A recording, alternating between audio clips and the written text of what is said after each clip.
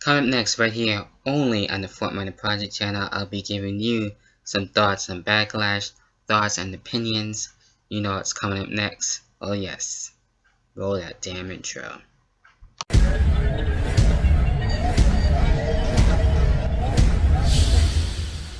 Inside me, a light was turned on. Then I was alive. If you close your eyes, your life, a naked truth revealed. The dreams you never lived and scars never healed. In the darkness, light will take you to the other side. And find me waiting there, you'll see if you just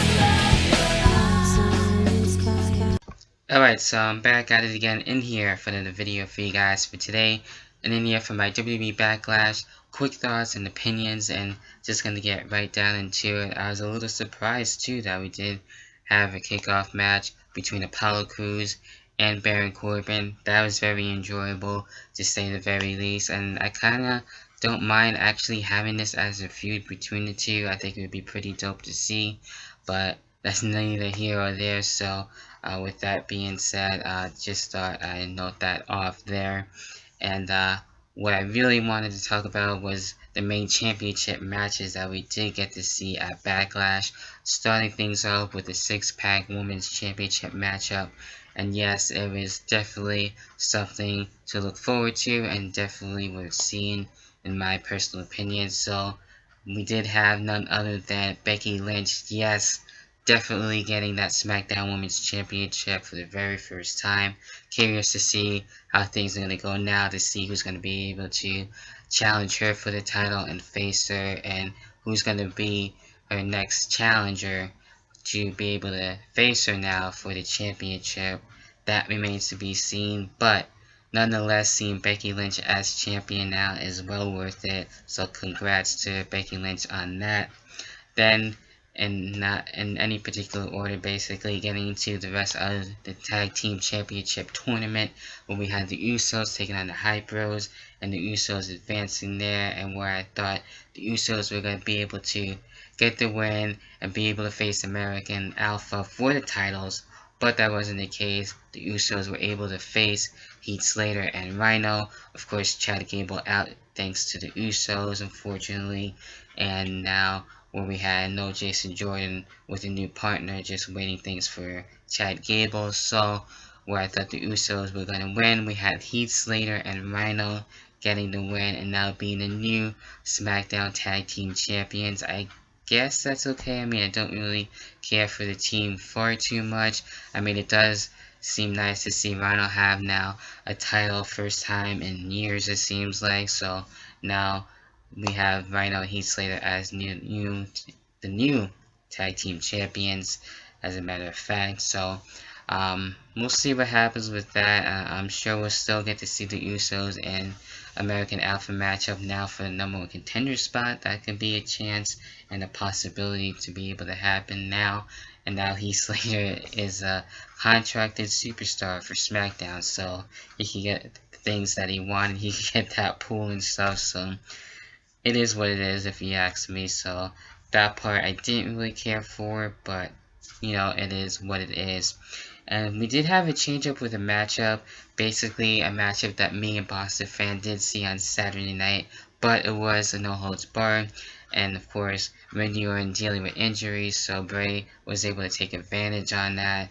And then the match was changed to Bray Wyatt and Kane for a no holds barred match, and they did go back and forth. We saw the table spot, we saw a chair shot too on top of that, if I'm not mistaken. And it would have been nice to see Bray Wyatt get a win. I think he does need a win, if you ask me. It's very rare that he does get a win, especially on pay-per-view for Bray Wyatt. So Kane was able to walk away with a win. We saw Randy Orton come out and basically saying that he will be back to face Bray Wyatt, and got an RKO out of nowhere until the win happened for Kane. So there's that. I mean, even though the match did change and had Kane and Bray Wyatt, that was still fine and enjoyable. But Randy Orton and Bray Wyatt should be interesting to see where that's going to be going there, and just to see how they're going to be able to interact with one another in the ring. And we've seen the face-off and stuff like that, so we saw how that can go. But depending on when Randy's going to be coming back, that remains to be seen. So there you have it with that. Then also for the Intercontinental Championship between The Miz and Dolph Ziggler. This one, actually, these two went back and forth, and even though we've seen it before a couple of times, first time now on pay-per-view, and this time for the Intercontinental Championship, it's actually fine. The Miz was able to retain and keep the title, and then win it over Dolph Ziggler and stuff, so hopefully Dolph Ziggler can go in the main event and do other things. Same thing for The Miz. We'll like to see that. So nothing really too much to say, but The Miz being able to retain is fine if you ask me. And then what I really wanted to talk about, yes, the main event, WWE World Heavyweight Championship on the line. Dean Ambrose and this guy, yes, AJ Styles. And definitely enjoyed this match for sure.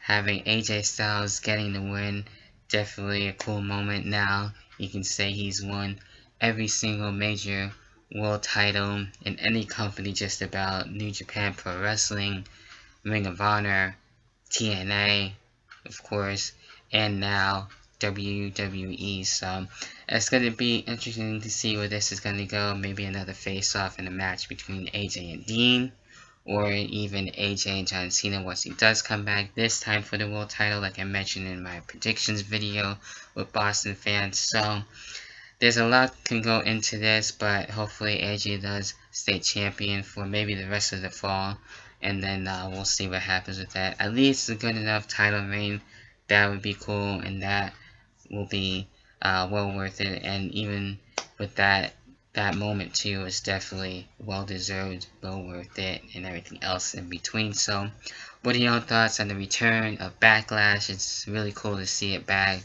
Really cool that it was trending too. So hopefully we get more of those old school pay-per-views coming back like that, especially for SmackDown. So that's really nice to see. Of course, we already had Backlash, Clash of Champions, and then also No Mercy coming back.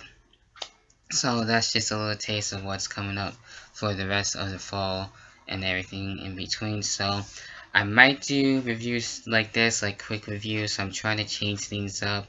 I've been thinking about maybe just maybe taking a break and stuff like that. That has been on my mind lately. So we'll see what happens with that. So just trying to change things, since I know, especially with YouTube now, being able to change things for Google Hangouts and stuff. So now Google Hangouts, I guess it's on YouTube, so I don't really understand that situation. So I've been trying to deal with getting in the hot seat back. So there's a lot of changes that will be going on for me. So I might be back for Clash of Champions. I'm not too sure on that, so don't quote me. So we'll see when it comes to that, since I'll be busy that weekend, so I probably won't. So with that being said, we'll see what happens with Clash of Champions around my birthday weekend, which will be on the 23rd of September this month. Can't wait for that. So with that being said, what are your own thoughts and opinions on Backlash, on the championship title changes, and everything else in between, and what else is going to be happening for the rest of 2016 for you with WWE wise and wrestling in general. So until then, and only then, I'll catch you guys in the next video, whatever the hell that may be. Peace.